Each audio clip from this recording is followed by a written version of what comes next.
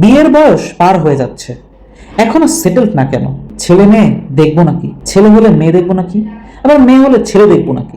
এই কথাগুলো কোনো আত্মীয়ের মুখ থেকে শুনলে বুকের ভিতর কি হয়? 25 থেকে 30 বছর বয়সটা এমন এক সময় যখন চারদিক থেকে সম্পর্কের চাপ শুরু হয়, আর এই চাপটা ক্যারিয়ারের চাপের সাথে মিলে একটা বিশাল পাথর হয়ে বুকের উপর চাপে। যে প্রেমে আছে তার চিন্তা ভবিষ্যৎ কি, যে একা আছে তার চিন্তা কেউ নেই কেন, যে বিয়ে করেছে তার চিন্তা এটা কি সত্যি ঠিক হলো। কেউ এই বয়সে সত্যিকার অর্থে নিশ্চিন্ত না, সবার ভেতরে একটা না একটা টানাপোড়েন আছে। একাকিত্বটা এই বয়সে সবচেয়ে বেশি ভোগায়, কারণ একটা মানুষের চারদিকে নানা ধরনের মানুষ থাকে, কিন্তু সত্যিকার মানুষ পাশে থাকে না, যার কাছে বলা যাবে আমি আসলে ঠিক নেই।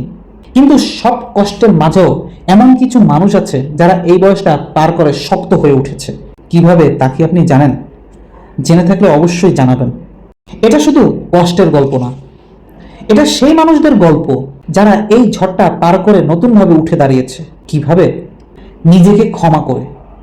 যারা এই বয়সটা ভালোভাবে পার করেছে তারা প্রথমেই একটা কাজ করেছে, নিজেকে ক্ষমা করেছে। আমি যথেষ্ট করিনি এই বোঝাটা নামিয়ে রেখেছে, স্বীকার করে নিয়েছে যে সবার জীবন আলাদা।